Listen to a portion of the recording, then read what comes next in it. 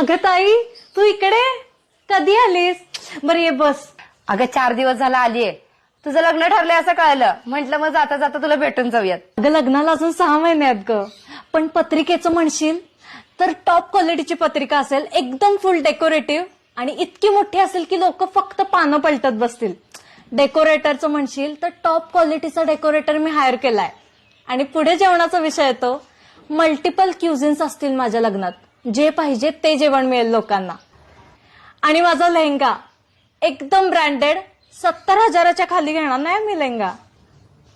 मी पप्पांना सांगितलंय लग्न असं करायचं की लोकांनी बघत बसायला पाहिजे. त्यासाठी लोन काढायला लागलं तरी चालेल. लग्न एकदाच होतं ग, हाऊस काय पुन्हा पुन्हा होते होय. तुझे वडील क्लार्क आहेत ना? नाही, तुझा काय दोष नाही यात. तुझ्यासारख्या कितीतरी मुलींचं हल्ली हेच आहे की लग्न ब्रँडेड झालं पाहिजे. तुम्ही आत्ताची पिढी ना असण्यापेक्षा